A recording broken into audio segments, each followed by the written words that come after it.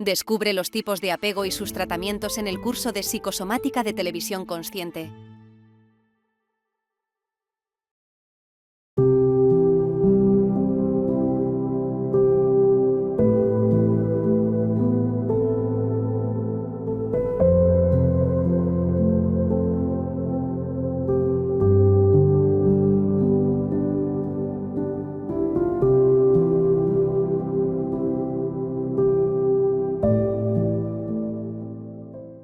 Bueno, depende mucho del enfoque de psicología, ¿no? Pero sobre todo al final tiene mucho que ver con ansiedad, autolesiones, bueno, en adolescentes intentos de suicidio y suicidios, y luego sí que es verdad que, bueno, mucho problema de pareja y TCAs.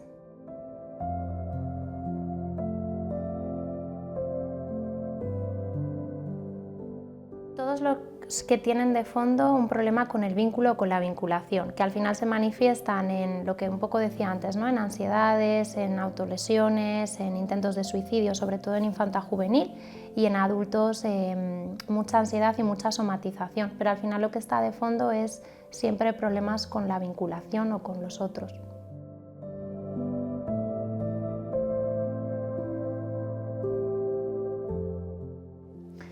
Bueno, creo que son varias cosas. La primera, sobre todo, que hay menos presencia. Antiguamente había una de las figuras, sobre todo solía ser la madre, que estaba más en casa, con lo cual esa presencia, aunque fuese física, estaba.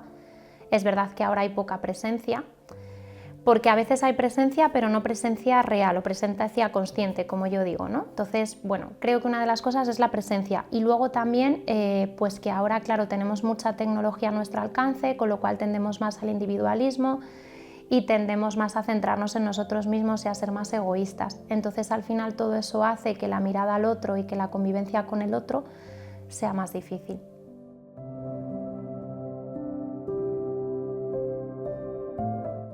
Están aportando cosas, pero también están restando otras, porque están restando la afectividad, están restando el que nos comuniquemos más desde lo afectivo, desde el sentir. Al final tenemos una cámara de por medio, nos podemos esconder mucho en redes sociales, ser otras personas que no somos, entonces al final todo eso claramente influye. Y por ejemplo en pareja se ve mucho esto, ¿no? Se ve mucha distancia, el que ahora como tenemos mucho acceso a tecnología, bueno, a escudarnos y a refugiarnos en otras personas en la tecnología, hay mucha también infidelidad, mucho escondite ahí. Entonces, bueno, claro, podemos refugiarnos más allí y eso hace que tengamos que exponernos menos.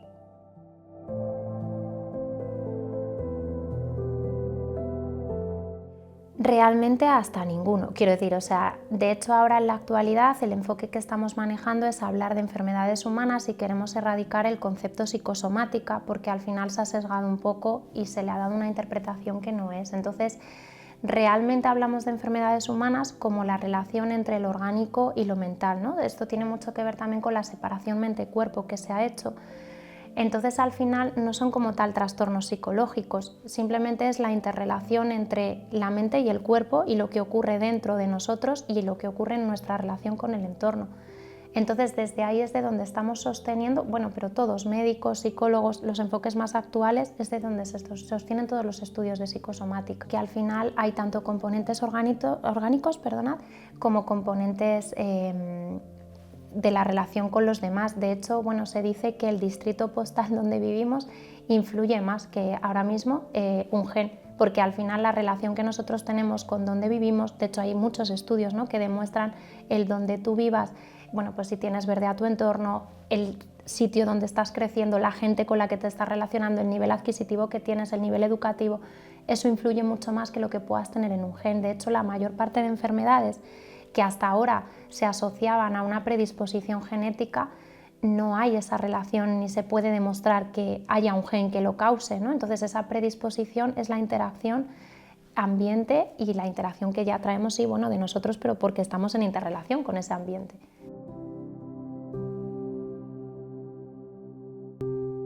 Cada vez se puede hablar menos de lo que nos pasa, ¿no? Al final tendemos a guardar las emociones y un poco en lo que preguntabas antes de la sociedad en la que vivimos, pues es una sociedad que tiende mucho al individualismo, que aparentemente sí, quiero decir, aparentemente todo el mundo habla de emociones, toda la inteligencia emocional está por todos los sitios, todo el mundo como que está muy consciente, que practica mindfulness, que está muy como en el presente, ¿no? Pero la realidad es que no, la realidad es que cada vez estamos más desconectados de nosotros. Entonces, cuanta más desconexión de nosotros mismos, más somatización, porque más separamos mente y cuerpo. Entonces, el error grande realmente tiene que ver con esto, y esta separación se hace ya desde las universidades, es decir, para un poco el enfoque que decía antes, el error está en estudiar al organismo, al ser humano, me refiero, en diferentes facultades, en la Facultad de Medicina y en la Facultad de Psicología. Es decir, no podemos estudiar por un lado la mente y por otro lado el cuerpo, cada vez nos vamos acercando a que tiene que ser una formación complementaria en la que se estudia al organismo como todo, porque por eso está esa separación, porque ya nos hacen esa separación incluso a la hora de estudiarnos, entonces desde ahí viene esa somatización. Al final hay una frase de un libro muy conocido que utilizamos mucho en consulta, que es: el cuerpo recuerda lo que la mente olvida, y creo que esto resume el por qué somatizamos.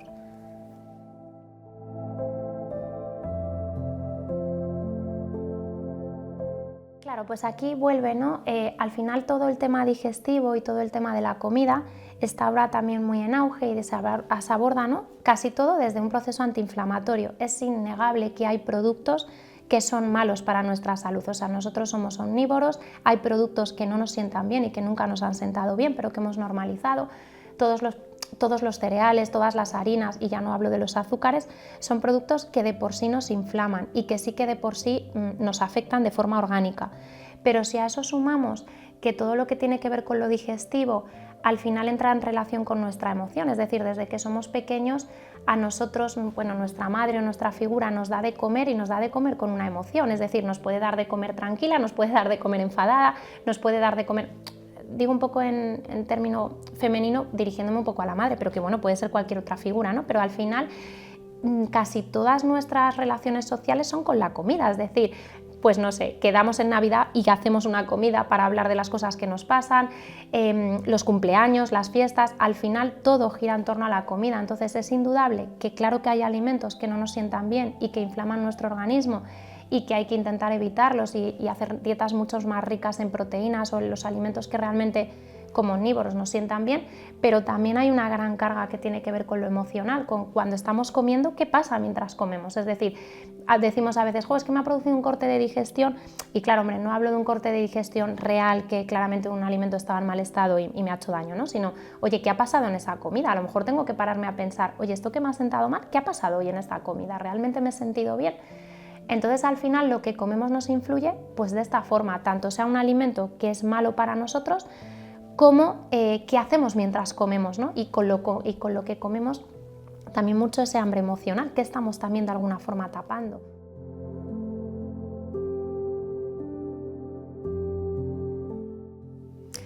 Claro, la fatiga crónica, bueno, es otra como de las grandes enfermedades estas que ahora están como muy en auge. La fatiga crónica se trabaja desde reumatología, ¿no? Y se trabaja desde aquí, bueno, no tanto porque sea una enfermedad reumatológica como tal, sino porque es donde lo han englobado, ¿no? O sea, la fatiga crónica yo creo que dice mucho lo que los pacientes dicen, ¿no? Todos los pacientes dicen: me siento cansado, me siento, no puedo más con mi alma, no puedo más con mi vida. Claro, y cuando acuden a las consultas de reumatología, al final el reumatólogo o el médico, y lo hace muy bien, ¿no? Me refiero, hace todo un enfoque orgánico de analíticas, de pruebas, de ver qué pasa. Yo creo que si escuchásemos más lo que el paciente nos está diciendo, que es: no puedo con la vida, ¿vale? ¿Por qué no puedes con la vida? Es decir, ¿qué pasa para que estés tan cansado? ¿Qué está pasando en tu vida? Este enfoque no se hace. Entonces, la fatiga crónica no es otra cosa que una enfermedad donde realmente no puedo sostener más, no puedo callar más, estoy cansado ya de callarme, ¿no? Entonces, son pacientes que necesitan mucho sentir que tienen derecho a quejarse y que tienen derecho a expresar lo que tanto tiempo han callado. Entonces, pues son los grandes olvidados, es decir, en reumatología no se sabe muy bien qué hacer con ellos, es una enfermedad cronificada porque al final ese cansancio del cuerpo excesivo evidentemente tiene mucho que ver con el estrés vital y con muchas veces el estrés del trabajo, otros tipos de estrés, pero no es lo fundamental. Es decir, si solo atajamos el estrés, mucha gente tiene estrés vital y no tiene fatiga crónica, ¿no? Entonces, una vez más es la interrelación, y sobre todo son pacientes que, bueno, pues que van de médico en médico sin que les den una solución, que sobre todo pasa por una solución farmacológica que al final, bueno, mejora síntomas, pero no se quita el cansancio, y entran en un ciclo muy depresivo y muy pesimista, porque al final, como están tan cansados, no tienen ganas de hacer nada. El no hacer nada y esta vida sedentaria, unido también a la comida, porque retomando un poco la parte digestiva, en fatiga crónica es muy simbólico, ¿no? Porque muchas veces pues comen y comen y comen, y como se mueven poco, pues al final se crea un cuadro que efectivamente como no van a estar cansados, ¿no?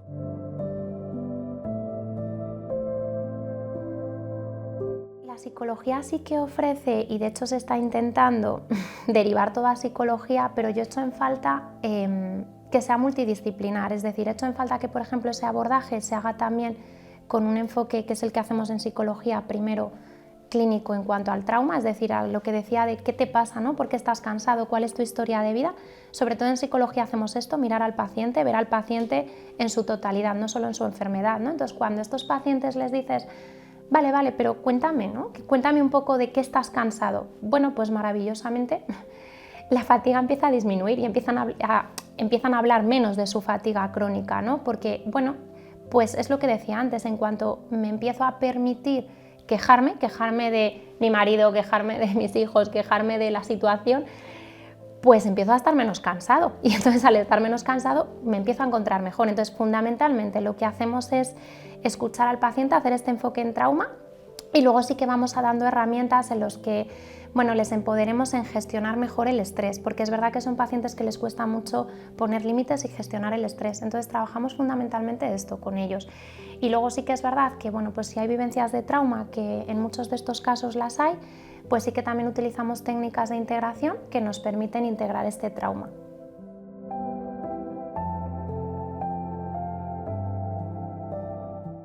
Claro, aquí, bueno, una vez más, se habla mucho de autoestima y se dicen muchas teorías de autoestima. La autoestima realmente se crea en la mirada con el otro, ¿vale? Es decir, aquí nos remontamos a nacimiento, vamos, a embarazo directamente, ¿no? Es decir, ya en el embarazo se empieza a crear la autoestima de nuestros hijos, en la proyección que hacemos hasta nuestros hijos. ¿Este hijo es deseado, no es deseado? ¿Qué proyecciones estoy haciendo como él? ¿Qué espero de este hijo? Espero que sea rubio, moreno. Ya desde ahí empiezo a crear autoestima, porque empiezo a crear mirada. ¿Con qué ojos te estoy mirando? Y nos construimos en la mirada de un otro. Es decir, desde que yo empiezo a crecer como individuo, yo me miro solo en los ojos de mi figura de apego, porque realmente el niño los 2 primeros años no tiene conciencia de sí mismo. Entonces, toda la autoestima que va a generar, que es cómo se ve a sí mismo y qué de valioso es para el otro, se va a generar ahí, en esa mirada. Si evidentemente es una mirada en la que, oye, pues eres valioso para mí, eres importante, te cuido porque te mereces, ¿no? Todo esto, pues voy a generar una autoestima buena, voy a generar que soy valioso, que el otro me valora, y bueno, y luego ya eso lo voy a extrapolar a las miradas de los otros, ¿vale? Ya cuando empiezo a tener conciencia de, espérate, que yo soy otra persona aparte de mi figura de apego, ¿no? Que yo tengo conciencia y que yo quiero ser como yo soy. Bueno, ahí empiezo a ponerme límites y empiezo a como intentar separarme de, oye, yo quiero mirarme de otra forma, ¿no?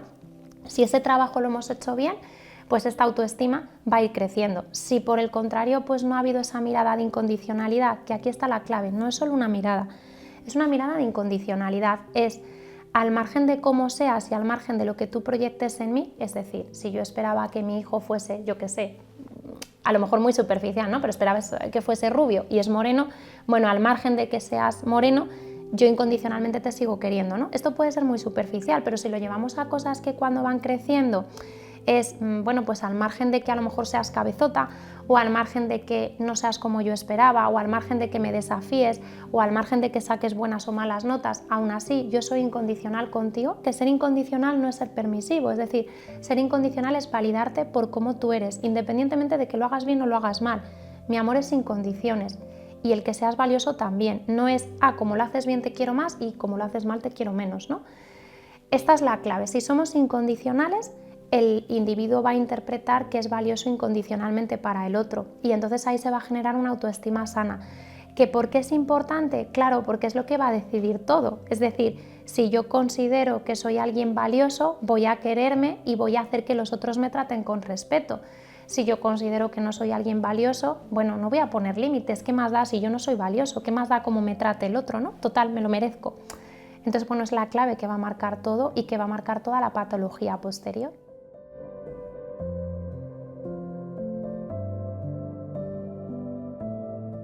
Claro, pues volvemos un poco a lo que estaba hablando, efectivamente al vínculo, ¿no? O sea, para hablar de apego hablamos de vínculo. El apego no es otra cosa que el vínculo que establecemos con nuestra figura de cuidado, ¿no? Cuando decimos figura de apego, que hasta ahora fundamentalmente era mamá, es verdad que en la sociedad está habiendo un cambio y ahora la figura pues muchas veces también puede ser papá. El niño establece su figura de apego en los primeros 6 meses de vida, porque para hablar de apego tenemos que hablar del ser humano, que es un ser muy vulnerable respecto a otros seres vivos, ¿no? Es decir, el ser humano es el individuo que más tarda en valerse por sí mismo. Entonces, esto va a marcar el apego, porque claro, yo voy a necesitar a mi figura para sobrevivir. Es decir, yo no me voy a poder valer por mí mismo. Entonces, da lo mismo lo bueno o malo que seas conmigo, que al final yo tengo que vincular y siempre va a primar la vinculación. Claro, esto no va a ser a coste cero, es decir, si tú no eres una figura sana para mí, yo aún así voy a primar la vinculación y voy a primar el que pueda relacionarme contigo. Y esto va a ser a costa de un poco disociar o desconectar mis necesidades y mis emociones, ¿vale? Entonces, dependiendo de cuánto desconecte estas emociones, se va a generar un tipo de apego u otro. El apego seguro, que es al que todos tendemos y del que todos hablamos y del que todos aspiramos, no sería otra cosa que cubrir siempre estas necesidades.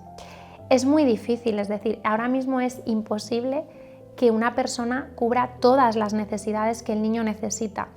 No es tanto cubrirlas, porque va a haber necesidades que yo no puedo cubrir, sino hacerme cargo de esas necesidades. Vale, no la puedo cubrir, no pasa nada. Oye, mira, es que ahora mismo no puedo cubrir la presencia porque tengo que estar contigo y tengo que estar con otro hijo, o tengo que trabajar, o tengo que hacer otra cosa. No pasa nada. Lo que sí que tengo es que hacerme responsable de tu emoción. Es decir, yo lo que no puedo pretender es que yo no pueda cubrir tu necesidad y que tú lo acates sin más. No, es decir, yo me voy a hacer responsable de lo que eso genere en ti, y en la medida en que yo me haga responsable y en la que se cree una sintonía en lo que tú necesitas y en lo que yo te puedo dar en base a lo que necesitas, vamos a ir generando este apego seguro. Desde necesidades fisiológicas, que entre comillas casi ya se cubren todas, o sea, es raro los padres que no cubren como estas necesidades más primarias, hasta las necesidades de validación. Volvemos a la incondicionalidad. No solo es que yo identifique tu emoción, no sirve de nada que yo detecte que sientes tristeza si yo no sé regular tu tristeza. Y aquí es donde entra en juego, que para yo poder hacer un apego seguro, no es solo que diga, vale, ya sé cómo se hace y lo voy a hacer. No, es que cuando tú tienes tristeza, yo tengo que traer de serie este apego seguro que me permite validar tu tristeza o que me permite validar y regular tu rabia. Digo tristeza y rabia porque son las emociones que más nos cuestan validar y regular. Entonces, cuando no lo validamos y regulamos como el niño necesita, es donde se empiezan a generar los otros dos tipos de apego. Si yo no lo valido, sería un apego evitativo, es decir, pues mira, tenía yo un compañero que representaba los apegos con frutas. A mí me gustaba mucho este ejemplo porque el apego seguro sería yo necesito una naranja y te doy una naranja. Pero el apego evitativo sería yo necesito una naranja y te doy un limón. Es decir, yo estoy cubriendo tu necesidad, y estos papás que generan un apego evitativo, ellos creen que están cubriendo esta necesidad. Lo que pasa es que no la están cubriendo como él necesita. Es decir, a lo mejor sin importancia no somos conscientes, porque un apego evitativo podría ser, pues el niño se cae y comúnmente decimos, venga, levántate, que no ha pasado nada. Jolín, pero no estás cubriendo mi necesidad. A lo mejor a mí me duele, me estás sacando de mi emoción, me estás diciendo, venga, levántate. Esto sería un apego evitativo, el no sintonizar con la emoción del otro. Que no pasa nada porque una vez pase esto. El problema es cuando es un continuo, ¿no? Cuando es un continuo estás gestando este apego evitativo.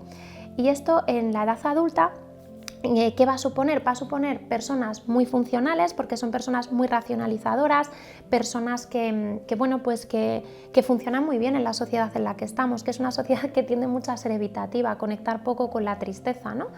Entonces son personas muy funcionales, pero personas poco emocionales, poco validadoras. Entonces van a sintonizar poco con las emociones del otro. Luego está el apego ansioso, que el apego ansioso sería, un poco retomando lo de las frutas, sería yo necesito una naranja y tú me das un naranjo entero. Es decir, tan malo es no sintonizar como la emoción que contaminarme de la emoción, ¿no? Son a lo mejor estos niños que se caen y son estos papás como muy sobreprotectores de ay, madre mía, pero te has hecho daño, y el niño se asusta y se abruma porque es madre mía, qué grave es esto, ¿no? Pues tan malo es una cosa como otra. El problema del ansioso es que no es solo que tienda a esta ambivalencia que genera un poco esta sobreprotección, lo que genera un poco es que el individuo pueda sentir que no solamente no es capaz de resolver las cosas, sino que no es capaz sin esta figura. Y claro, esto es un poquito patológico, me refiero, porque vamos a hacer individuos incapaces, pero además individuos que sienten que sin mamá o sin la figura de apego no son capaces de hacerlo. Entonces son niños muy inseguros, que les cuesta poner límites, y claro, pues en la edad adulta, pues personas que les cuesta poco conectar, o sea, que les cuesta mucho conectar con la rabia, con el poner límites, personas que no saben decir que no, y bueno, pues pueden ser cultivo a lo mejor de, bueno, pues de maltratadores o de personas, ¿no?, más agresivas. Y luego también en el núcleo ambivalente, en este apego, también lo que sucede es que la emoción la cubro a veces, es decir, no siempre la cubro, a veces la cubro en exceso y otras veces incluso no la puedo cubrir, porque el apego ambivalente es la figura de apego que está eternamente cansada, es quiero cubrir la emoción, pero estoy agotada de cubrirla, ¿no? Como cubro tanto, entonces claro, el niño se engancha un poco a esto, entonces luego son personas adultas que se enganchan un poco a relaciones de dependencia, a relaciones de, bueno, como a veces me lo das y a veces no, me cuesta soltar porque estoy acostumbrado a esto. Estos son un poco los del núcleo ansioso ambivalente. Luego sí que es verdad que tenemos como un tercer apego que no se habla tanto porque no están los funcionales, ya sería un apego mucho más disfuncional, que sería el apego desorganizado, que ya serían casos de trauma muy complejo cuando no se han cubierto ninguna necesidad o se han cubierto de una forma realmente muy maltratadora o de una forma muy mala, ¿no? Entonces ahí sí que hablaríamos de apego desorganizado y claro, serían individuos totalmente fuera, ¿no?, de la sociedad, en el sentido de que no cumplirían las normas, que no sabrían bueno, comportarse como el resto de individuos, por decirlo de una forma, presentarían mucha somatización, pero somatización grave, trastornos de personalidad realmente graves. Y estos serían los 3 tipos de apego fundamentales.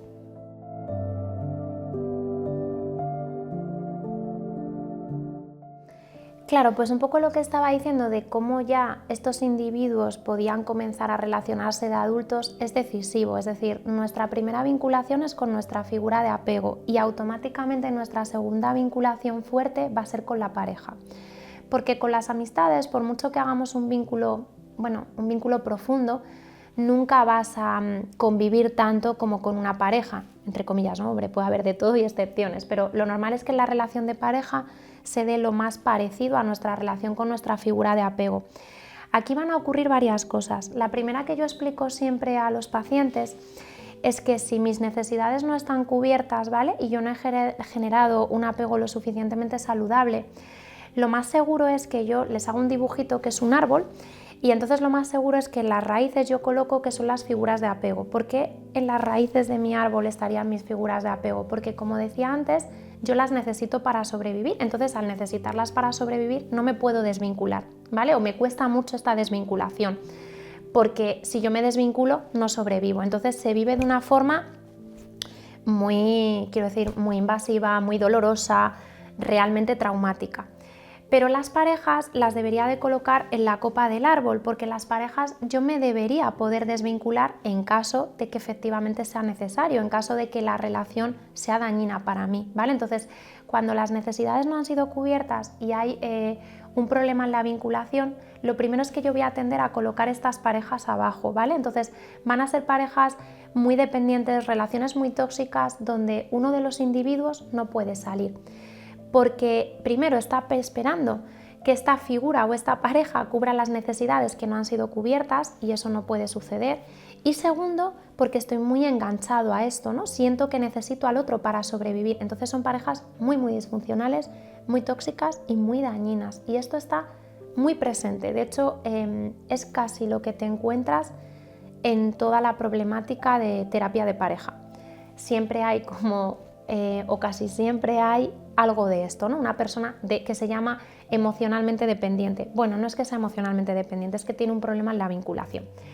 Al margen de eso, luego sí que están, y cuando se juntan, ¿no?, pues un apego evitativo con un apego ansioso, que suele ser también como el otro grande de lo que te encuentras en terapia, que casi todas las parejas tienden a un evitativo con un ansioso. Claro, si decíamos que el evitativo es una persona muy racionalizadora que de alguna forma evita un poco la conexión con la emoción, y el ansioso es todo lo contrario, es una persona que necesita continuamente conectar con esta emoción, pues esto se complica porque el evitativo se siente demasiado demandado, demasiado asfixiado, demasiado presionado, y el ansioso, claro, el evitativo tiende a poner distancia, entonces el ansioso ante esa distancia se siente pues muy abrumado, conecta con esta persona no me quiere, esta persona no quiere estar conmigo, y aquí es donde se junta pues mucha problemática. Entonces la vinculación y el apego pues es lo que va a determinar todas las parejas, porque es como decía antes, un apego seguro 100%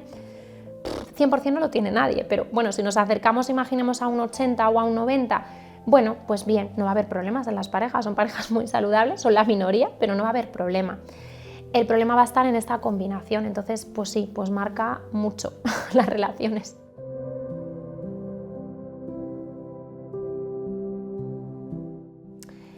A ver, yo creo que aquí en esta pregunta hay dos puntos a tener en cuenta. Creo que el primero es realmente cuándo necesitas ir a terapia, ¿no? Es decir, primero es, yo siento que uno necesita ir a terapia cuando no tiene recursos para hacer su vida normal, es decir, cuando en el día a día tienes una imposibilidad de continuar tu día a día, efectivamente necesitas ir a terapia. En esos casos, en mi experiencia, Álvaro, no sé, a lo mejor puede ser un poquito prepotente, un poco, pero es la realidad. Yo siento que si la terapia realmente hay que hacerla como hay que hacerla, con la mirada que hay que hacerla, con el enfoque que hay que hacerla y con la experiencia que hay que hacerla, no hay ningún fracaso, o no he encontrado hasta ahora ningún fracaso o que la terapia no sea efectiva, ¿vale? Creo que en los casos en los que la terapia no es efectiva y efectivamente hay una necesidad de terapia, probablemente lo que me lleva a preguntarme es que quizás el enfoque no está siendo el adecuado. No solo el enfoque del terapeuta, no quiero decir ni mucho menos que sea solo el enfoque del terapeuta, que a veces también, sino la vinculación. Volvemos a hablar de vínculo, lo que cura es el vínculo, al margen de las técnicas que tengas, al margen de la experiencia, realmente lo que cura es el vínculo, y si el paciente no establece un vínculo y no trabajamos desde el apego y desde reparar los vínculos de apego que traemos dañados, pues efectivamente la terapia no va a ser eficaz y va a fallar. Eso por un lado. Por otro lado, sí que hay personas que pues no necesitan la terapia como tal, me refiero como algo imprescindible, pero pues hacen un proceso de terapia para mejorar y tal. Bueno, ahí no hay problemática porque no falla. Entonces, yo te diría que en qué casos es efectivo, te diría que en todos. Lo que creo que está fallando es lo que yo te decía, que no se está haciendo la mirada que hay que hacer, la mirada desde la parte de trauma. Al final, en mi experiencia, todas las personas viven experiencias de trauma.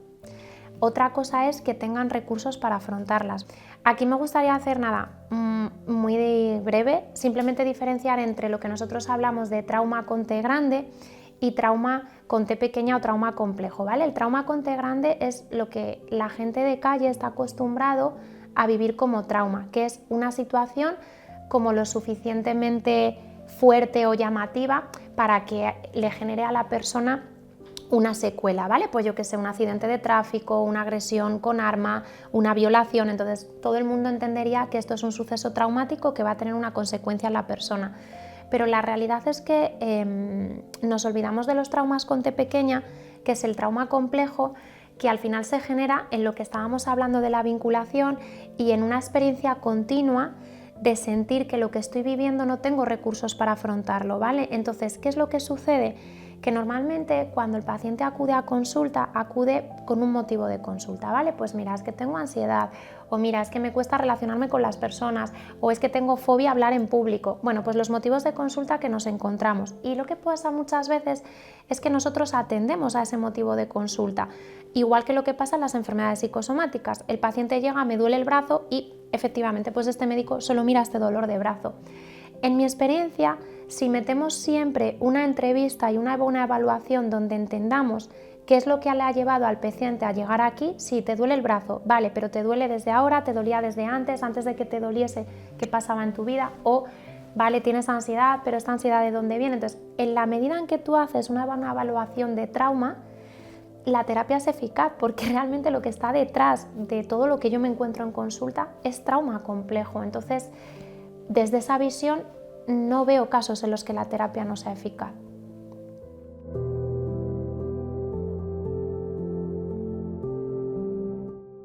Vale, pues esto es un tema muy controvertido porque es sobre todo donde ahora estamos hablando más, ¿no? Porque lo que nos traen es, bueno, pues que los adolescentes se suicidan más, que, bueno, con las noticias además que hay actualmente sobre el inicio de consumo de pornografía y sobre, bueno, pues el cómo nos estamos acercando a una sociedad en la que cada vez tendemos más a personalidades narcisistas y personalidades psicopáticas en el sentido de estar muy distanciados de la emoción.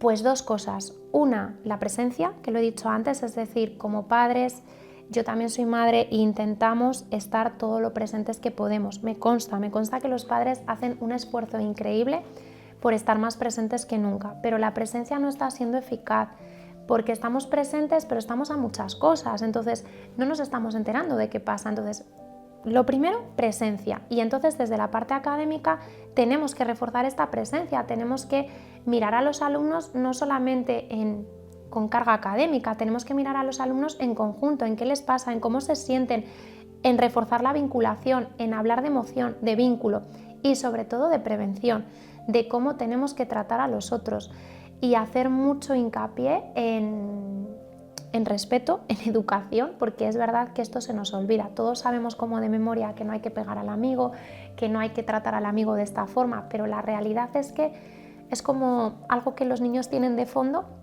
pero que en el día a día no se trabaja. En el día a día simplemente te regañan y te dicen no puedes pegar al amigo y ya está. Creo que si diésemos muchos más recursos de inteligencia emocional y de vínculo, los niños serían personas más sanas en su autoestima y en su conjunto, y eso haría que al tener una autoestima más sana, al estar más conectados con el otro, pues todos los problemas que se presentan fundamentalmente de bullying, de acoso, de agresiones sexuales disminuyesen.